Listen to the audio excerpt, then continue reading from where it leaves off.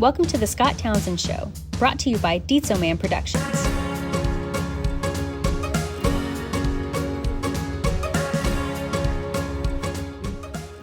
Hey, this is Scott Townsend, and you're listening to the Scott Townsend Show. And today I have with me a good friend, known him for a long time. He's the current, what would you call yourself, the current associate pastor? Well, I'm the... Oh, I keep thinking of City Church. No, you're the current pastor, which is the whole reason why we're talking about this, for Pawhuska Church. Welcome, Jamie.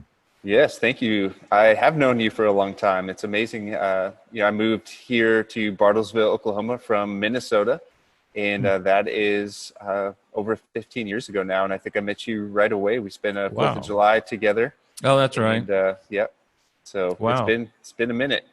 Golly, I didn't realize it had been that long. Cool. Yeah. So a couple of questions up front. What did you have for breakfast this morning?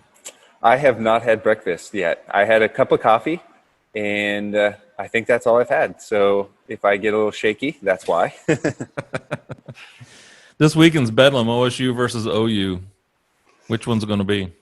I don't pay any attention, so I'm going to go OU. My father-in-law is a big OU fan, so we'll just stick with that. We won't make any waves in the family. Sounds good. Probably a smart move. So every time I think about Jamie,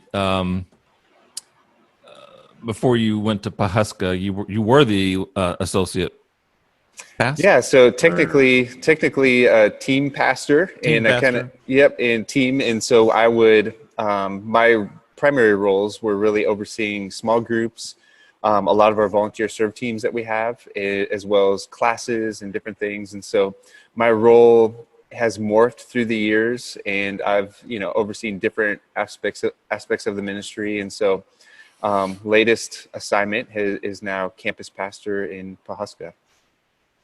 So every time I think of Jamie, I think of he messes me up every Sunday. There's little treats that the church offers volunteers, yes. And they have little cookies and snacks and Pop-Tarts in particular. And they always have a box of cinnamon Pop-Tarts and strawberry Pop-Tarts. And if you're smart, you're going for the strawberry Pop-Tarts, which I go for. And so Jamie will come along and he'll put the strawberry Pop-Tarts with the cinnamon Pop-Tarts. And so you reach in, you rip one open. It's a cinnamon. But you don't want to put it back in the box because you don't want to waste it. So you wind up eating it. Gotta eat it. So now what I have learned how to do is you take the foil and you rub your fingers along the top, and if it's bumpy, it's strawberry. If it's smooth, it's cinnamon. Yeah, that's an important life hack right there. So everyone should be paying attention. You would think that the Pop-Tart company would label the actual package, but they don't. And so in an effort to consolidate, get rid of empty boxes, I am notorious for combining. And I think you're not the only one that I've ruined their morning. And so I may need to figure that out. Yeah, no, it's just a funny It's interesting. story. That's the greatest impact I've had on you. That's interesting. Yeah. What, as far as yourself goes, what kind of person are you? Are you a Myers-Briggs Enneagram? Yeah. Who are you? I've, most recently, as a staff at the church, we've gone through Enneagram. It was about a year ago. And so I am a 9 on the Enneagram. And interesting enough, my wife, Ashley, is also a 9. So we've got 2 9s in the house. And that could be good or bad. Yeah, it could be good or bad. Honestly, I think it's mostly good. There's times when we have to make decisions where it's bad because we're both, kind of drag our feet and, over process and overthink through everything. And then, so what is a 9? Yeah, so a 9, we're processors. We kind of have to think through that for a second. It's been a while since I've been through that, but we're peacemakers, so we don't like to make big waves. We're kind of internal, and so we try to maintain peace even internally. And so if something, kind of avoid things that cause, too much stress, too much conflict. One of the positives is that we tend to be able to see both sides and all sides of an equation. So that helps us be peacemakers. And so in a group setting where, we tend to be compassionate and can understand everyone's point of view, and then have a knack for being able to kind of bring people together. So I think, one of the things, my wife has told me, I haven't read too much, but my wife has really dived in. And I guess some of the people that she's listened to or read from is that she's heard people say if they were going to be anything, they would want to be a healthy 9. And so I think our goal is to be healthy. I think an unhealthy 9 is probably a little bit too in their head and afraid to stand up for themselves. And so I think that when you lean into the healthy side, it can be a good thing. As all the numbers can be. Yeah, absolutely. Yeah. Well, that's cool. So the whole reason why we're here, if I haven't already said so, Jamie is now the campus pastor with the Pawhuska Church over in Pawhuska, Oklahoma, about 25 minutes west of Bartlesville. Yeah, 25, 30 minutes. It's we're real close to the Kansas border, probably another 20 minutes north, and you're in Kansas, 25. But I just wanted Jamie on the show here to talk about the Pawhuska campus and to let listeners, anybody watching, kind of know about what's going on, what it's like to start a church. And so we'll let Jamie get into all that here in just a second. So let's back up for a minute. And what's the Jamie.kelly story? I mean, where do you come from? What do you... So the people... Yeah. I guess so the people, if they go to this church, this campus in Pawhuska, they kind of get a little bit of an idea of who you are. Sure. Yeah, so I am from Minneapolis, Minnesota. I grew up in a suburb of Minneapolis called Brooklyn Park. The Brooklyn Park where I spent most of my childhood and teen years at the time was probably around 75,000 people. Of course, Minneapolis is a bigger city, so that's kind of, where I come from. I in my, elementary age years, just through a close, family friend, kind of, really gave my life to Christ, became a Christian. And it wasn't until probably my junior high years where my family actually started going to church regularly. And so, one thing with my mom in particular, she's kind of an all-in person. So when it was, when she decided that's going to be part of our life, we kind of went all in. And so, ninth grade, I started attending, our church had a Christian school, a pretty awesome Christian school. So I started attending Christian school through my high school years. And I went to school at the church. I worked at the church, was really involved in the youth group there. And so it really was my life. And early on, I knew that I wanted to be in ministry. There really wasn't anything else on my radar.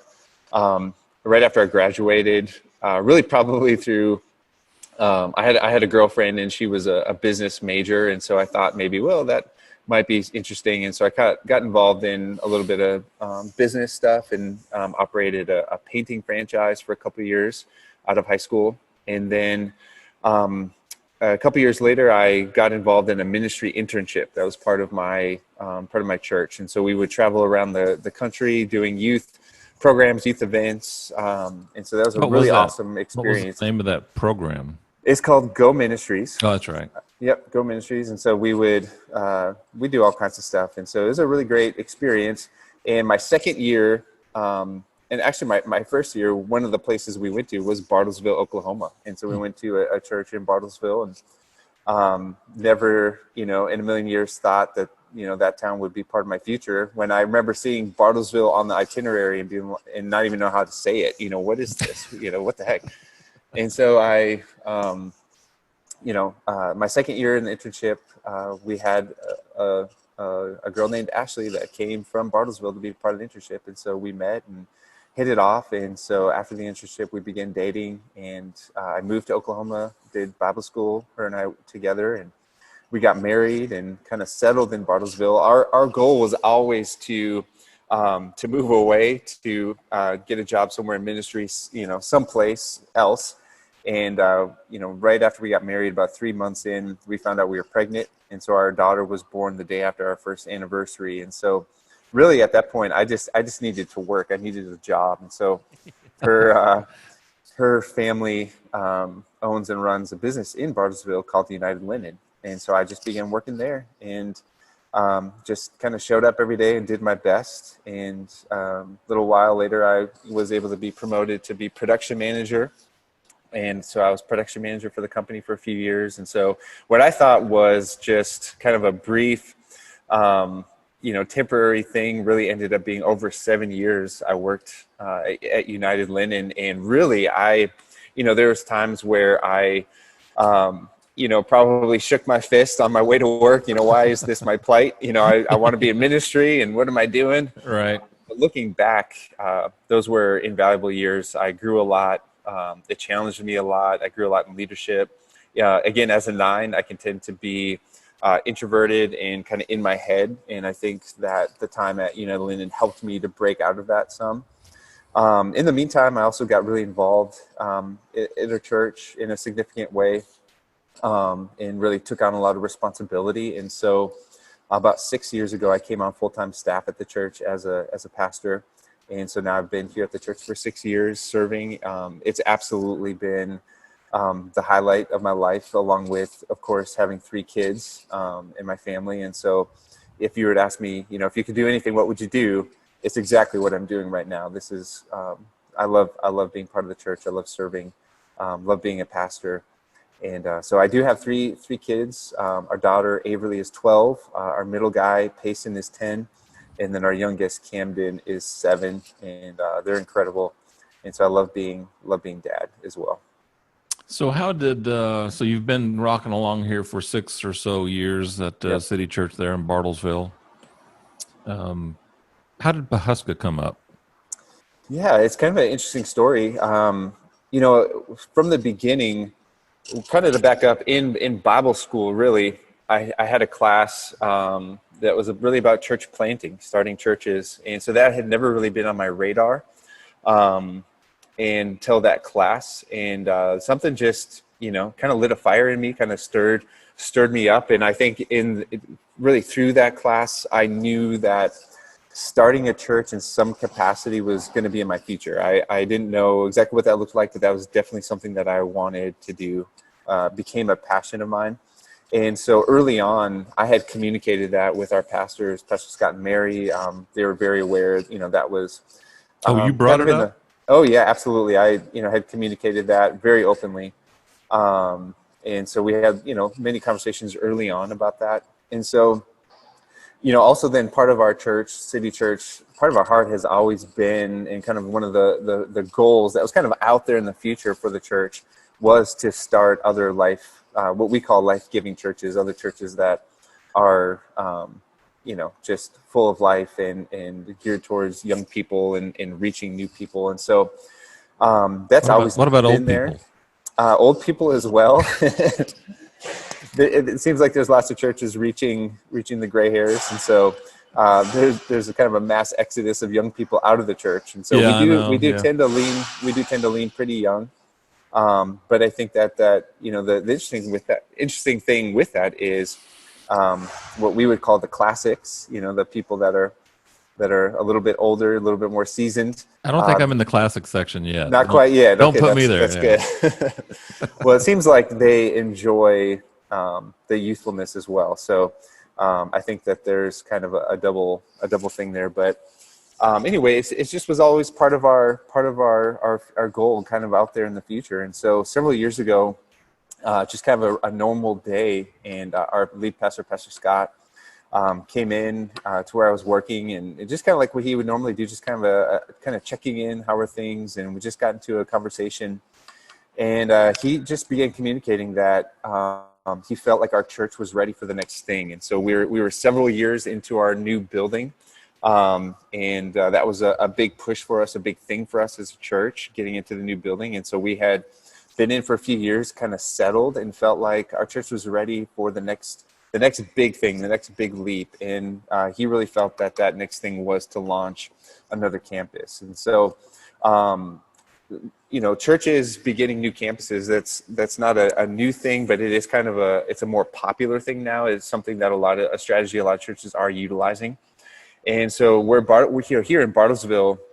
we're probably by many considered a smaller town. We're probably 35,000, somewhere around there. Right. But there are a lot of much smaller towns around us. We're kind of a hub for these much smaller communities that really don't have a lot of resources. And so over the last few years, we've kind of noticed that, and that kind of was out there as, a potential opportunity. And so we just had that conversation, and really he had a few areas in mind. And so we just determined from that conversation to pray about it. It took a couple months. And within that period of time of just kind of thinking through it and really taking it to prayer, one of the cities that we had in mind was Pawhuska.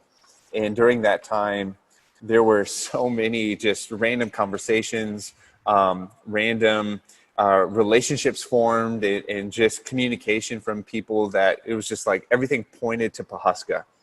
And so it was just obvious that was the place that we needed to begin. I mean, just the proximity of it to where we're at just makes it more feasible, as well as there's just so much opportunity there. There's probably, maybe not all of your listeners, but maybe a lot of them know that recently the Drummond family has kind of started some businesses in Pawhuska, the Mercantile. The Pioneer Woman, she's on the Food Network and lives in Pawhuska. Right. And so there's the Mercantile, there's P-Town Pizza, there's several businesses there that have just really brought a resurgence of to the economy in Pawhuska, and just a lot of people traveling in to check it out. And so there just was already kind of some new life happening in that community. Mm-hmm. But then there's just a lot of poverty. There's a lot of lack. There's a lot of substance abuse. There's just a lot of issues, a lot of problems in the community. And although there are, here we are on the Bible Belt, there's a lot of churches around. The churches, a lot of the churches in the town, seem to be not really reaching young families and young people, particularly kids. And so that's another thing that we heard echoed over and over and over again. And so that just happens to be something that we're really passionate about, reaching the next generation. And so it just seemed like a good fit. It seemed like the opportunity was there, the proximity of it. And so all the stars kind of aligned in a way, for us to really go after starting something new in Pawhuska. What's the population of Pawhuska? Well, how big is? Yeah, so it's right around 3,500 people. And so it's an old town. I think it was started in the 1870s, and it's in Indian territory. And so it's Osage Reservation. And so there's a lot of history there. I think in the early 1900s, there's a big oil boom. And so there's a lot of history with that. And so along with that, there's a lot of tragedy that took place with the Osage Nation. And they're actually going to be making a movie out there based off of a recent book that tells that story. And so Killers of the Flower Moon. I definitely recommend that book. It's just, especially if you're from the area, it just kind of gives some perspective of, some pretty crazy things that took place just right here. And so, but yeah, they're making a movie out of that. And so I think that's probably been delayed because of COVID and all that, but hopefully they'll be doing that soon. You picked a good year to start a church. Yes. Yeah. It's interesting. So we, of course, no one could foresee the pandemic. And so we've been working on this for a couple of years, really. And so there's, that when, in the church world, especially as Christians, it's one thing to know what God wants you to do.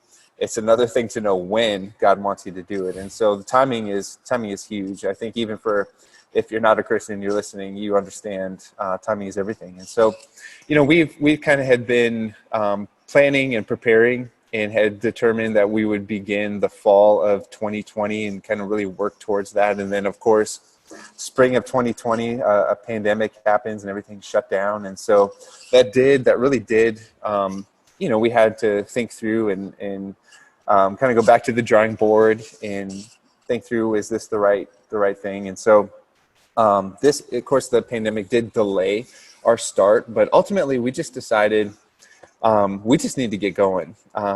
We didn't want to wait. We felt like we had already been talking about this. It had already been out there in the future. I think people in the town had heard, about us coming, and so Right. we didn't want to hold off. And so it's not, even though it hasn't been ideal conditions to be in a church. I think there's a lot of people that are just not. They're just not ready to be in public. There's still a lot of fear out there about being around crowds, and so. It's not ideal, but we did feel like we needed to go ahead and just get started. That the win for us was just to go ahead and pull the trigger, to not delay, and really, even if it ended up being kind of like a soft launch, just getting into the pattern, the habit, working out any challenges that would come up. And so Right. we're a few weeks in now to the launch. We ended up, the goal was to begin right around school, so in August, and we ended up launching November 1st. And it's honestly, it's really worked out. It's been good. I mean, no doubt the pandemic has had a little bit of an impact on us, but it's been a win. The win for us was just getting started, and it's really gone so smooth. And so, yeah, it not ideal, but it's been really good. So you started November 1st. So you've got like two services under your belt. Is that right? Yeah, we're 3 weeks in actually. So 3 this last weeks Sunday in. was 3. We're heading to number 4. So how's that going? It's going great. We've just had an incredible time. Really, one of the biggest things, as when you're starting a church, one of the things that you really need is you have to have a team. You can't do it. You can't do it alone, especially if you're wanting to do it to the scale that we're hoping to do it. We really wanted to come in and just rock what we do in Bartlesville, to really not diminish, to not have a lower standard, to not, that's Pawhuska. We really wanted to bring a level of excellence that we operate in Bartlesville. And so to do that, you need an incredible team, and we have that. And so one of the week before that we launched at our service in Bartlesville, we had our launch team come forward. And it was the first time that I got to see everyone all together. And so, of course, there's been communications, emails, texts, all that. And so you're just communicating with people, but it was totally different to see everyone gathered in one place. And so our launch team was really over 50 people strong. And it was amazing that morning to get to pray over them. And really, we've in the church world, sometimes you can, getting volunteers can be a challenge, especially right now during a pandemic. Right. We've had the opposite. We have had more than enough, and really amazing people that have come to be part. And so I think that's one of the greatest stories so far, has been just an incredible launch team. The other thing too is for so long when you're thinking about planting, you're thinking about starting, you're imagining, people in the chairs, you're praying for the people out in the future.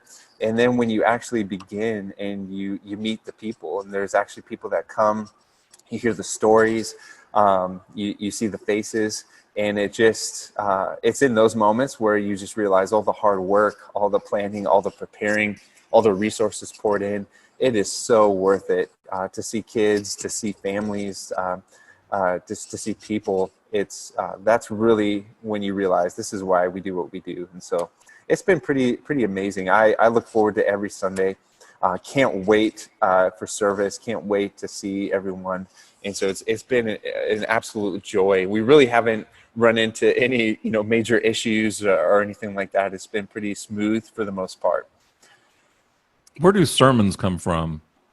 Yeah, so we, some of that we're still kind of figuring out. And so what we do live teaching in Pawhuska. A lot of campuses, one of the strategies that they do kind of in the church world is they'll stream their services. And so you may have live worship, but the service is on video. We just felt like we needed to have live teaching. That was a kind of a big thing for us. And so the first couple of weeks, I preached. This last Sunday, our lead pastor, Pastor Scott, preached. This coming Sunday, my wife, Ashley, will actually be preaching. And so We do have a teaching team that we operate in as a church, and so we'll continue to do that in Pawhuska as well.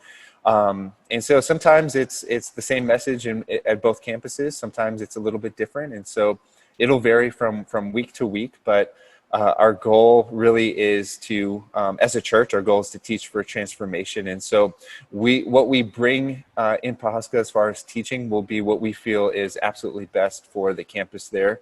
And so sometimes that means it may be a different message, it may be a different focus, but we just want to bring our very best every single week.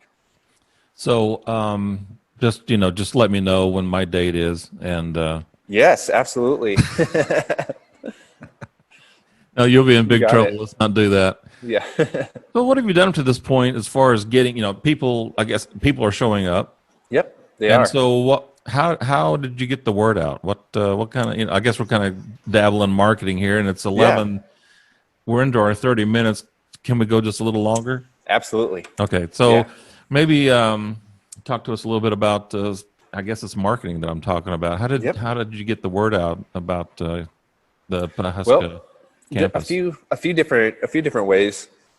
I think one of the beauties of a smaller town is that word of mouth is a little bit easier, and so it seems also as Pawhuska is a pretty connected town, and so there is one of the things that we discovered through the pandemic is there is a pretty active Facebook community page. And so we have utilized that quite a bit to communicate. So I'll start with a few things, but then I'll talk about the biggest thing. We've also done some direct mail. And so we used to do that in Bartlesville. Whenever we would have a new series or something like that, we would send out direct mail. And that seemed to be pretty effective, but we really haven't done that in a few years. One of the strategies we've also had in Bartlesville around Easter is over the past few years, we've done door-to-door door hangers. But with Pawhuska being kind of a rural area, we just knew that probably wasn't feasible to hit door-to-door. And so we leaned into the direct mail, which was actually a really simple process. And so we hit Pawhuska, but we also did surrounding areas. So we're really, of course, it's a Pawhuska campus, but we're really targeting Osage County. Osage County is the largest county in Oklahoma, and it's also one of the reasons also we chose Pawhuska is Osage County is one of the least churched counties in Oklahoma. So we're in the Bible Belt, but Osage County is there's a huge population there that does not have a church home. And so there is a pretty active ministerial alliance that we are part of. And so it's a group of churches that work together to provide different services. And so we did direct mail, and we've also done social media and different things like that. But I think one of the biggest things that we've done that has made the biggest impact was really something we stumbled into. It was really through the pandemic as a church. We leaned into food giveaways. And so we began doing grocery giveaways early on in the spring as people were out of work, hit hard financially. And so as a church, we figured out, it was really our outreach pastor, Pastor Sam, leading the charge, figured out food distribution. And so we began doing that in Pawhuska as well as Bartlesville. And so really just kind of stepping out and not knowing what to expect, we just started communicating about these food giveaways. And so we got into a weekly, it was really an every other week rhythm of giving away food. And we would have lines of cars waiting for us, just ready to go,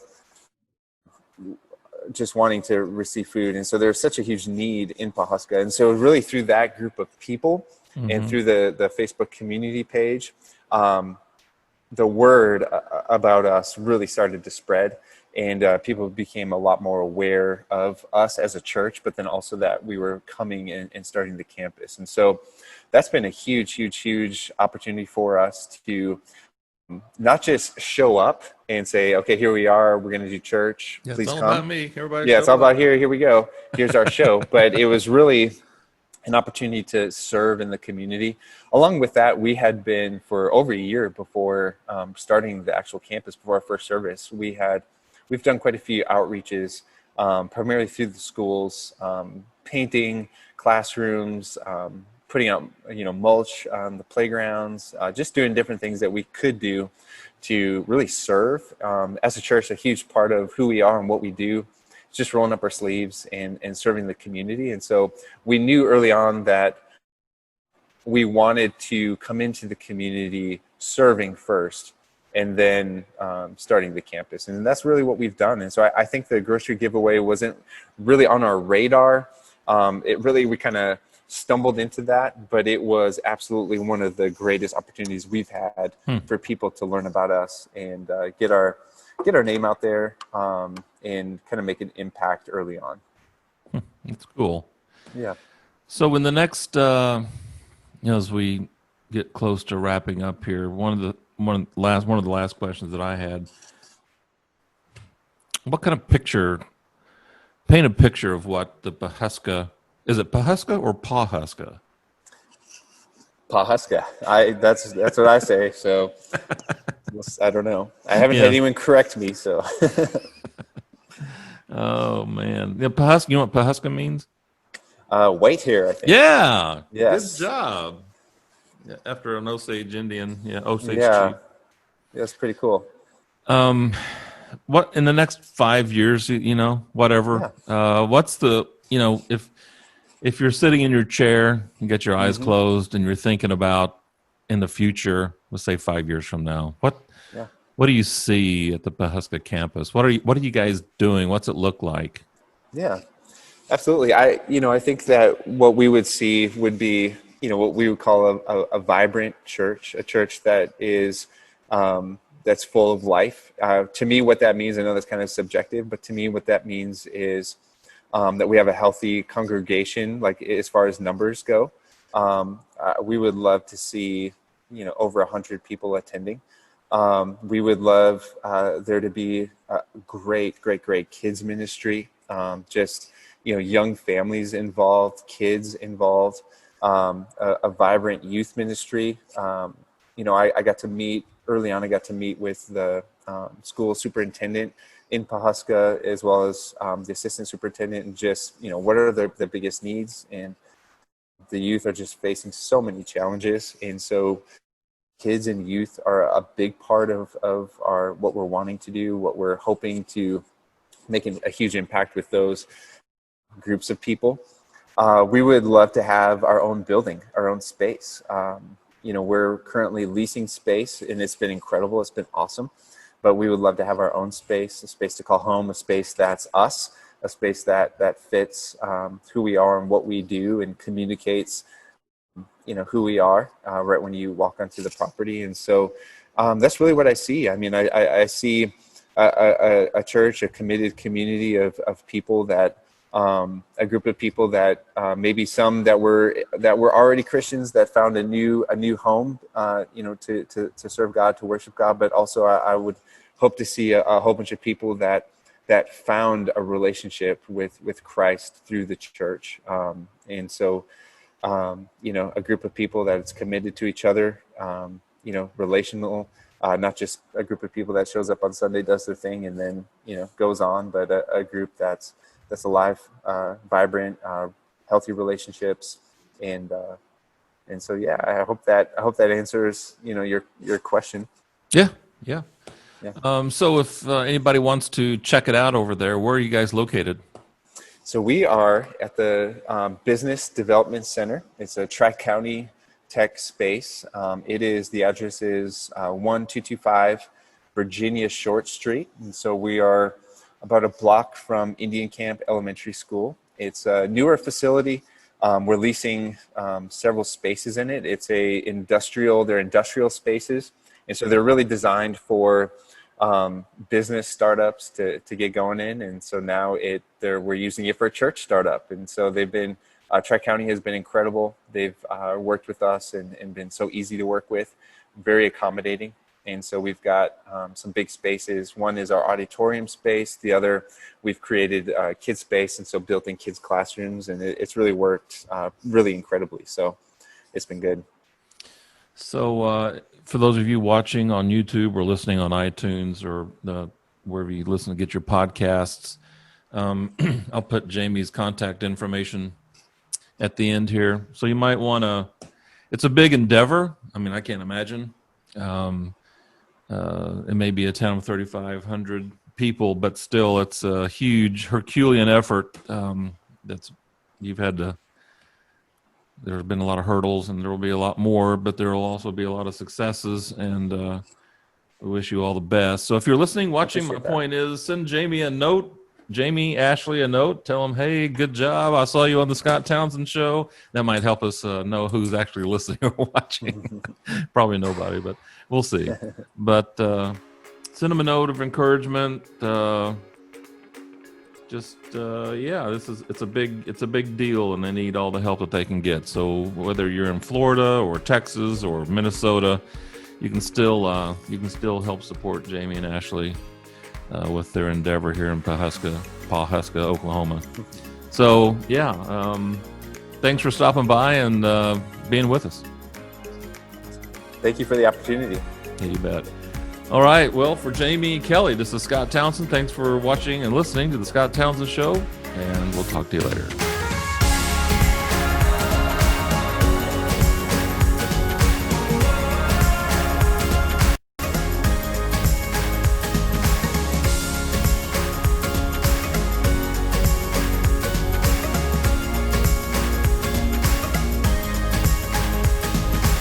The Scott Townsend Show is a Dietzo Man production. For more episodes, visit the Scott Townsend Show YouTube channel, listen on Apple Podcasts, or wherever you listen to your favorite shows.